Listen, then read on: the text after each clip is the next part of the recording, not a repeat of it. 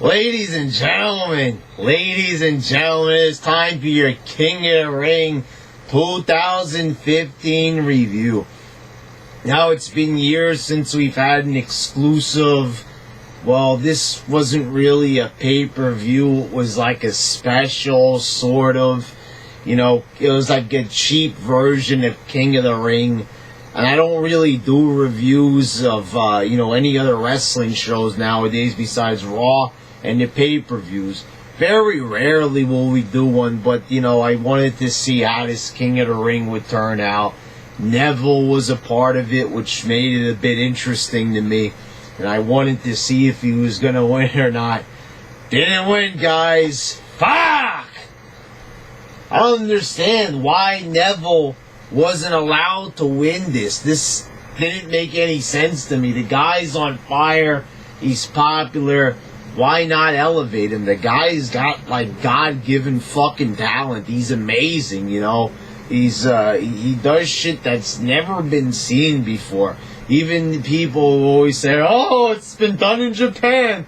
There's even some stuff that this guy does that they can't even do over there.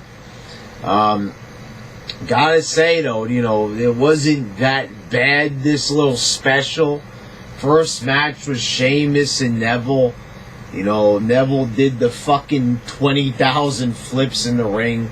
Sheamus knocks him off the ring apron. The guy goes face first into the announce table, not even bracing himself at all, like with his hands just fucking whiplashing his head off the table. It was probably the most hardcore thing I've seen in fucking years from them.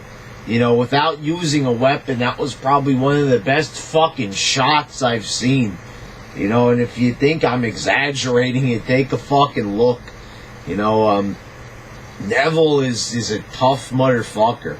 And I don't understand why, this guy would be held down or held back because he's a little bit shorter than most wrestlers. Take a look at the guy's build. The guy is more jacked than Sheamus. Look at him. His fucking arms are bigger. His chest is wider. Just look at them. Aside from the size, Neville is fucking jacked. So, just because he doesn't have the height, he's got the ability and the body. So right there, he's, and he's got size this way. So, fuck, come on. Just because the guy's a little under height to be a wrestler. But anyway, Ziggler came in, and that was a little bit fucking lame to me.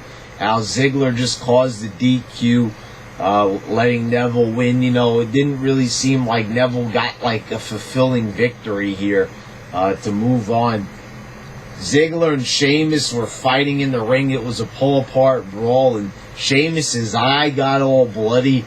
And I'm there thinking to myself, why is this shit not on Raw? That was fucking awesome.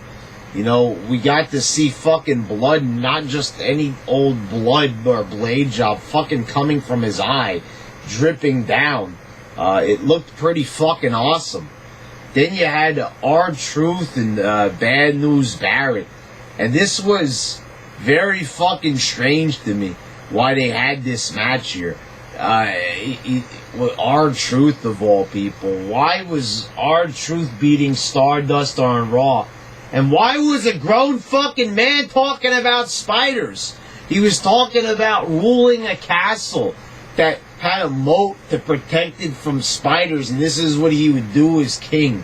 A man in his mid to late 30s is ranting and raving about spiders and how he's going to get rid of them. And I'm just there sitting there. What the fuck is my life coming to? I'm listening to a promo. A man ranting and raving, a full-grown ass man ranting and raving about living in a castle and being protected from spiders. You gotta be fucking kidding me. What a bunch of fucking bullshit here.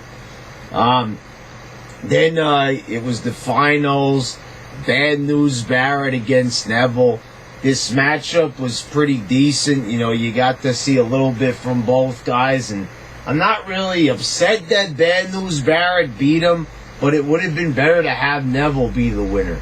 I guess because of all that goofy shit with Bad News Barrett, losing the IC title, making him look like a goof, you know, everybody taking his title and shit. I guess this is a way of making up for it.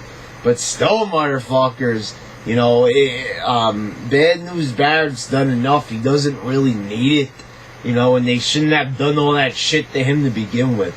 So, you know, needless to say, you know, I think Neville should have fucking won and not Barrett. And, you know, whole thing dressing up like a king. Remember how they were making fun of Kurt Angle in 2000 because he wanted to wear the King of the Ring shit? Remember, you know, they said it was goofy and nerdy during the Attitude Era to dress up that way. Probably be better off not dressing up that way. You know, I could see it for King Booker, but, you know, lose the fucking crown and shit. That's goofball town over there. And also, I was looking back, what a cheap tournament, 8 people. I was watching 1998 last night, June 1st, 1998. The King of the Ring tournament starts, and there was like fucking 18, 20 guys involved in it. It was a huge, massive fucking tournament. Shut up! The phone's ringing. Anyway, yeah, so, fucking a huge-ass tournament that's been downsized to a pint-sized tournament. This is fucking unacceptable, motherfucker. Shut up! You know, the tournament used to mean something. It was big, it was huge, it had a lot of girth to it, a lot of meat to it. So, you know, needless to say, they should get it back. If they're gonna do fucking King of the Ring, they should fucking advertisements on the fucking phone. Fucking garbage. They're probably advertising a WWE network, for God fucking sakes. But anyway, all the people say I'm gonna cancel the network. Like they said, they released a whole bunch of new Raws from 1998. You know, I'm enjoying myself. Why would I cancel something I'm enjoying? Fuck off. Anyway, King of the Ring.